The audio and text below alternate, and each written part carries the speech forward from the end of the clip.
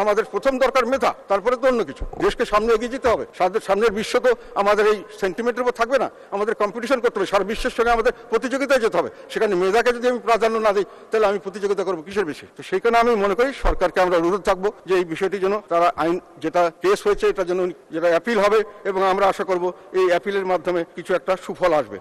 আমার ব্যক্তিগত মত হলো, বীর মুক্তিযুদ্ধের পরবর্তী প্রজন্মের জন্য চাকরির জন্য বিশেষ বড় অঙ্কের কোটা চিরস্থায়ী বন্দোবস্ত করা স্বাধীনতার চেতনার নামে স্বাধীনতার মূল উদ্দেশ্যকে, বৈষম্য মুক্ত ন্যায় বিচার ভিত্তিক সমাজ গঠন, এই মূল উদ্দেশ্যকে ধ্বংস করে।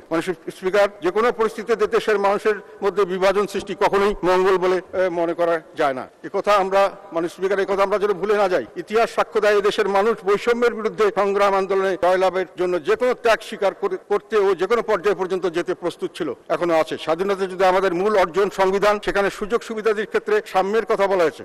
স্পিকার, আমি এখানে আমাদের সংবিধানের, আমি যতটুকু, আমি অত বেশি জ্ঞানী লোক নই, এখানে অনেক জ্ঞানী আইনজ্ঞ আছেন, আমি সংবিধান সাধারণভাবে পড়ি। সেখানে আমি যেটা দেখেছি, এটা হলো যে 29-এ বলা আছে যে নিয়োগ লাভের ক্ষেত্রে সুযোগের সমতা থাকবে। আর সরকারকে একটা দেওয়া হয়েছে রাইট, সেটা হলো কেবল ধর্ম, গোষ্ঠী, বর্ণ কথা কাউকে কোনো জন্মস্থানের কারণে কোনো নাগরিক প্রজাতন্ত্রের কর্মে নিয়োগ বা পদ লাভের অযোগ্য হইবেন না, কিংবা সেই ক্ষেত্রে তার প্রতি বৈষম্য প্রদর্শন করা যাইবে না। শুধু কিছু বলা আছে যে সরকারকে অথরিটি দেওয়া হচ্ছে নাগরিকদের যে কোনো অনগ্রসর অংশের জন্য, অনগ্রসর অংশ যাহাতে প্রজাতন্ত্রের কর্মে নিযুক্ত প্রতিনিধিত্ব লাভ করতে পারেন, সেই উদ্দেশ্য তাদের অনুকূলে বিশেষ বিধান প্রণয়ন করা যাবে। অনগ্রসর আমরা নৃগোষ্ঠীকে দিতে পারি, সংখ্যালঘুদের দিতে পারি। অনগ্রসর যারা থাকেন বা জেলা কোটাতের জন্য আমরা অনেকদিন থেকে আন্দোলন করছি উত্তরবঙ্গের মানুষ, যে আমরা অনগ্রসর, সেভাবে আমাদেরকে দেওয়া হয়েছে। কিন্তু মুক্তিযোদ্ধাদের প্রজন্ম যারা থাকবেন তারা সবাই অনগ্রসর, এটা আমি মানতে রাজি না। কাজে এই জিনিসটা, এবং এইটার ব্যাপারে সংবিধান পরিবর্তনের কিন্তু আবার আমি দেখলাম 7-এর ক্ষয় আছে।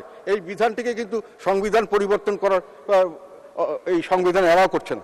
কাজে এই সংবিধানকে যদি মানতে হয়, তাহলে আমাদের মানতে হবে যে আপনি অনগ্রসর যারা নন, মুক্তিযোদ্ধা সবাই অনগ্রসর বা এরকম পিছিয়ে পড়া অবস্থানে নেই। কাজে তার বিষয়টি ওইভাবে দেখাটা আমি মনে করি সংবিধান সম্মত নয়। এটা আমার ব্যক্তিগত মত, আমি হয়তো আইনজ্ঞ নই।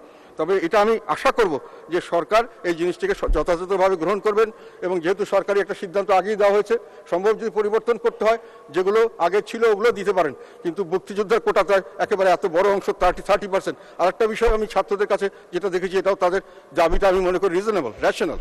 সেটা হলো যে যদি অন্য কোনো জায়গা থেকে না আসে, তাহলে মুক্তিযোদ্ধার কোটার থেকে এটা দিতে হবে। কেন? মেধার থেকে দিতে পারেন। মেধার তো আমাদের প্রথম দরকার মেধা, তারপরে তো অন্য কিছু। দেশকে সামনে এগিয়ে যেতে হবে।